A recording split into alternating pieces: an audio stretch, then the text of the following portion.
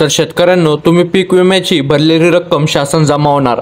आता काय आहे महत्त्वाची बातमी सर्व शेतकऱ्यांसाठी असणार आहे, त्यासाठी सर्व शेतकऱ्यांनी व्हिडिओ शेवटपर्यंत बघा। पीक विमा योजनेत बोगस अर्जाचे प्रकरण आढळल्याने कृषी विभाग सतर्क झाला आहे। आता पीक विम्यामध्ये जे काही बोगस होते, आता बऱ्याच शेतकऱ्यांनी बोगस फॉर्म सुद्धा भरलेले होते, तेच अर्ज आता सरकारने अर्जात काहीतरी कृषी विभागाने सतर्क झाला आहे। आता अर्ज भरून देखील कृषी विभाग आता त्यावर सतर्कपणे निर्णय घेणार असल्याचं या ठिकाणी समजत आहे। जर शेतकऱ्यांनो तुम्ही पीक विम्याची भरलेली रक्कम शासन जमा होणार। एकीकडे पीक विमा योजनेत बदल केला जाणार असून तत्पूर्वी या आधीच्या पीक विमा योजनेत बोगस पीक विमा आढळून आले आहेत। बोगस पीक विमा काढला असेल तर पीक विम्याची शेतकऱ्यांनी भरलेली रक्कम शासनाकडे जमा होऊन जाईल। शेतकऱ्याला त्याचा विमा अर्ज बाद ठरवला जाईल। आता ज्या शेतकऱ्यांनी पीक विमा भरलेले असेल ते देखील बोगस पद्धतीने भरून त्यांचा पीक विमा बाद करण्यात येणार आहे। हवामान आधारित फळ पीक विमा योजनेअंतर्गत विमा काढलेल्या 71,000 शेतकऱ्यांची पडताळणी कृषी विभाग व विमा कंपनीकडून सुरू केली होती। 25 एप्रिलपर्यंत ही पडताळणी करण्याची मुदत होती, मात्र 8,000हून अधिक शेतकऱ्यांनी पीक विम्याची पडताळणी केलेली नसल्याने हे शेतकरी पीक विम्याच्या रकमेपासून वंचित राहण्याची शक्यता आहे। कृषी आयुक्तांकडून या पडताळणीचे आदेश देण्यात आले होते, त्यानुसार 72,000 पर्यंत शेतकऱ्यांनी पडताळणी करून घेतली तर 8,000 पेक्षा अधिक शेतकऱ्यांनी ही पडताळणी केलेली नाही। जिल्ह्यात 71,000 शेतकऱ्यांनी 76,000 हेक्टर क्षेत्रावरील बागांचा विमा काढला आहे, मात्र कृषी विभागाकडे प्राप्त माहितीनुसार यंदा 60,000 हेक्टरपर्यंतच क्षेत्रावरच केळीची लागवड झाली आहे। त्यामुळे 16,000 हेक्टर क्षेत्रावर केलेली लागवड नसतानाही पीक विमा काढला गेल्याची शक्यता आहे।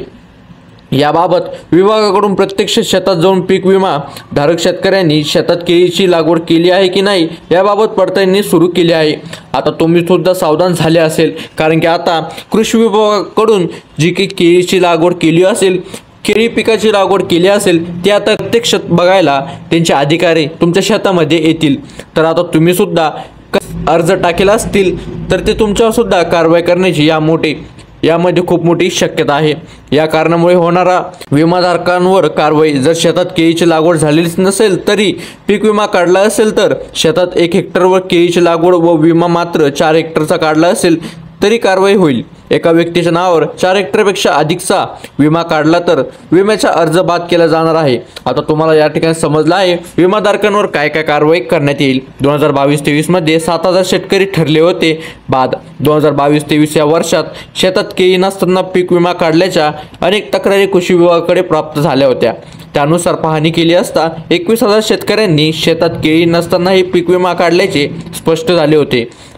अंतिम पडताळणी अंती 21,000पेक्षा 7,000 शेतकऱ्यांना या योजनेतून बाद करून नुकसान भरपाईची रक्कम देण्यात आली नव्हती। यंदाही हीच शक्यता असून त्या दृष्टीने कृषी विभागाकडून पडताळणी सुरू आहे। आता तुम्ही सुद्धा बोगस काही काम केले असतील तर तुमच्यावर बी कारवाई होण्याची खूप मोठी शक्यता आहे। तरी हा व्हिडिओ सर्वात जास्तीत जास्त शेतकऱ्यांपर्यंत पोहोचवा, कारण की हा व्हिडिओ सर्व शेतकऱ्यांसाठीच महत्त्वाचा असणार आहे। त्यासाठी हा व्हिडिओ जास्तीत जास्त शेतकऱ्यांपर्यंत पोहोचवा।